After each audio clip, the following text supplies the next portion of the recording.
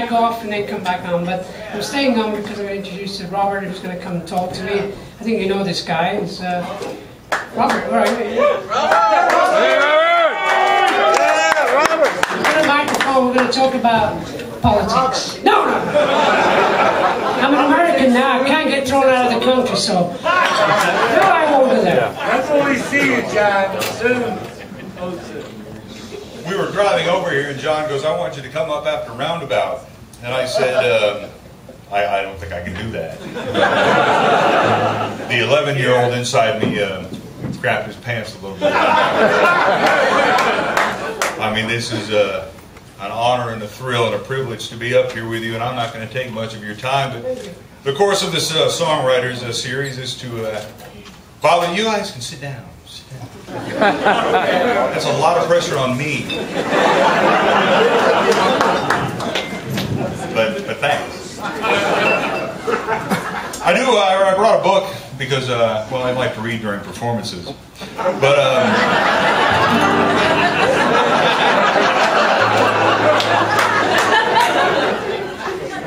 this is a 1972 review from Rolling Stone of Close to the Edge, and it's something I remember reading when I was a kid. Richard Cromlin wrote these words, and I think they're incredibly appropriate tonight, on a night when we get to hear your voice. When Jon Anderson's voice enters the scene, it's knockout time again. Though a noticeable distance between his singing and direct basic emotion is established through stylized phrasing and a slightly lofty, diffident tone, he is nonetheless engaging and human. His abstraction never becomes artificial, thanks to an ineffable urchin-like quality about his voice.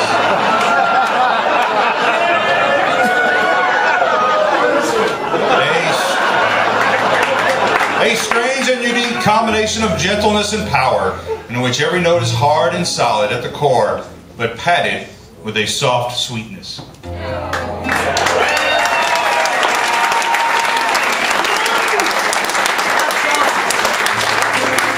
I thought those were lovely words, and I thought of them frequently tonight as we sat here listening to you and your guitar.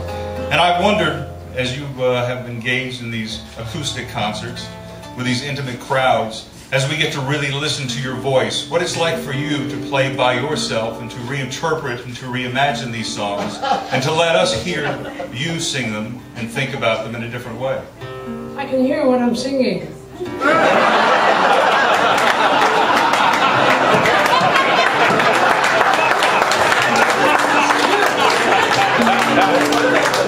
What's that like?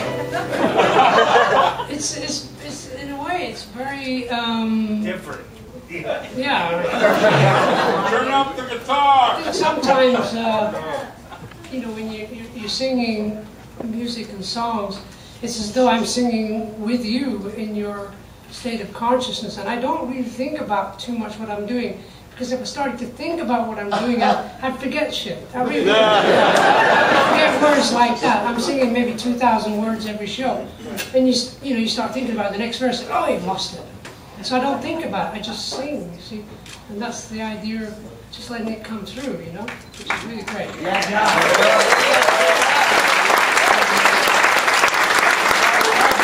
Because it's interesting, we bring with us the baggage of so many of these songs. We fill in the blanks in some ways for ourselves. We hear the other instruments playing along with you, the other musicians. Yeah. Do you hear that as well, or is there something different about this experience in performing in this setting in this way? I'm just concentrating on trying to remember the chords and playing, and hoping that I get through the song. That's my main thing. Just get through it, you know, and enjoy it. And then there are times when I was doing like, what's it called, Starship Trooper tonight, I was thinking, yeah, towards the end of that, gosh, when the band was playing that, it was like another planet, you know, the roof would come off, you know, and it was amazing. It's an amazing feeling to remember those moments, really. Awesome. Hey, John, You know, I want to go back for a moment to 63, to the Warriors, and I want to go back to this whole idea because you had a brief solo career after that, is Hans Christian Andersen. Thank you very much for bringing that up. Do you remember all of Never My Love? Well, the association, we really Right, but do you remember all of it? No. All right. That's too bad because I had to. My love, that's about it, you know? All right. That's all I remember. My love. But, you know, yes, when we first started, we would listen to the Association for the Harmonies, you know? And Frank Zappa for some of the crazy rhythms and things. And, of course, at that time, there was, you know, bands like the Byrds and Buffalo Springfield coming up, and it was like, they were really very, very powerful for what Yes was trying to do as well. A lot of bands sort of listened to a lot of the music that was going on, and, you know, we like cross-pollinized all the ideas, you know, into the music. Well, and also Leonard Bernstein, Stephen Sondheim. Oh, yeah.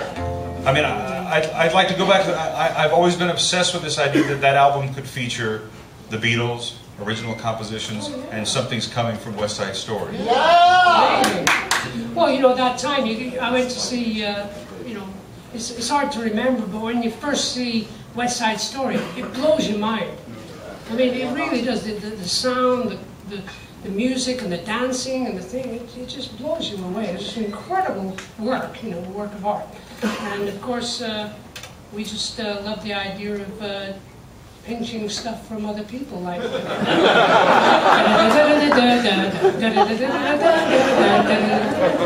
used to do that in the middle of America, the song. And that's only because one day Peter Banks started playing it in the corner. You know, I said, Peter, what are you playing?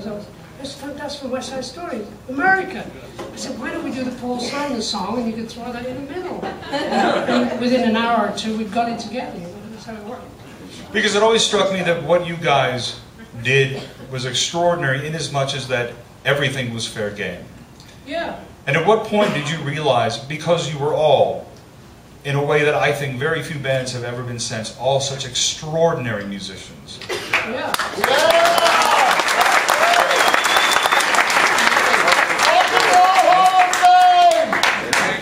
From your lips to... And as you and Chris put the band together and began to assemble these musicians around you, at what point did you realize you had a group of guys, and especially as the lineup changed over the first couple of albums, at what point did you realize we can do anything and we are going to do everything? It was a stepping stone situation. When Steve joined the band, the whole world changed for me because he could write, he could play incredible chords, and we wrote together right away. And then by the time Rick joined, it was like, hello, a guy who knows everything about classical music. And, you know, he was just extraordinary. So when we did Fragile, it was like we were on a different planet to ourselves because we were just doing music that we were sort of engrossed in. And we were all very much in harmony. So we had this wonderful balance where I would be in the middle of these guys, and I'd be listening to what they were doing, and I'd pick up on things and suggest ideas, and that's how we built these large form pieces like Starship Trooper. I'd hear Steve doing, you know, that chord structure in the corner one night, and I said, what's that? So it's just these chords. I said, we should put that at the end, but you start it very quietly, and we'll build and build and build and build and build and build until we reach the heavens, you know, and that's what we did. So, in some ways, I was very fortunate to be surrounded by such great musicians, and you know, I could bring songs now and again to the band, and that's how it all blossomed. They had the talent to be able to perform stuff that I could sing to them, ideas, you know, and that's how we created music. And I was very into the long form pieces. I was so connected to that idea. I still am. You know, I just released a piece called Open. Which is it's a 20-minute piece. Yeah, I sang a couple of parts of it tonight, and it's just the idea of doing something like taking you on a journey musically, and that's what you got to do with music. Is not specifically to make money. Music is to create and be part of the divine consciousness. That's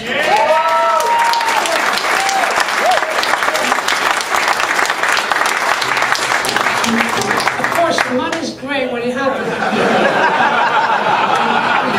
If you start trying to chase that crazy, you know, you might as well go to Vegas with all your money and put it on black or red or, you know. But how did you reconcile then when the money came in, when the albums did well, and suddenly you were on the radio and that art? I mean, it seems that you were never, that you weren't intimidated by the success, and in fact, in some ways, sort of ran from it. Yeah, well, basically I would just say, you know, okay, we're very successful, let's work harder. Get more successful, work harder, and work harder, and then work harder, and rehearse more. And thankfully, they stuck with it. They used to call me Napoleon, because I was, you know, I was sort of crazy and wild, and wanted to do great, crazy, different things, because why not? You know, I just never felt like a pop star personally, and I just didn't feel like that would just be a road to ruin if the band really followed that train. I mean, managers wanted it just to make money, and record companies just wanted to release hit records. But there's more to music than that, you know, and that's what I believe in still. So. But you guys were also very lucky in as much as you had Ahmet Ertegun in your corner. Ahmet Ertegun was our sort of godfather. He was the guy who ran Atlantic Records. And he started Atlantic Records because he had a great record collection, and that's all he was interested in doing, is creating great music. So he would say to me, don't worry what people say, just make great music, and whatever you want to do, just do it. And then after about, I think it was halfway through 1978, we put in this album, Going for the One, and we were doing Awaken, you know? I always remember it because he came backstage, he says, okay, you played Madison Square Garden 7 nights, you've been doing Awaken, why don't you do that old song, Anyone Who Had a Heart could look at me and know that I love you. You'd have a hit record with that. I said, sorry, Ahmet, I can't sing that. I said, no, please, why don't you record it? But I never did. Not even for him? No, I'm sorry. I was sort of committed to wherever I was going, which was kind of out there into the world, into the cosmos. You know. I will not keep you much longer. Someone in the back had asked me to ask you as I was coming up here. We know what inspired you in the beginning. We know that it was a bit of everything. Yeah. What continues to inspire you? You've talked about the internet collaborations. You're doing so much with so many different people. Yeah. Clearly, there are things that still continue to elicit some kind of emotion out of you. Yeah, of course. I mean, I heard Tim tonight. I said, Tim, here, I'll give you my email address. Send me a song. We'll work together. I'll sing some harmonies. You know. It was beautiful. Why not?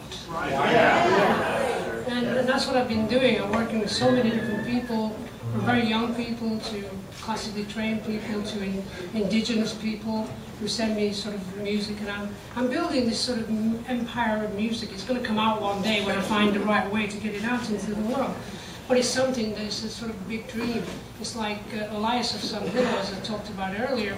I'm doing this thing called Zamran, which is the son of Elias. And it's got a lot to do with the structure of the earth. And I won't get into it because it'll drive you crazy, because it drives me crazy thinking about it. Yeah, I'm very interested in how the world works, you know. So that's the inspiration is constant. I appreciate you doing this. I see there are a few songs left on your list here. Here we go.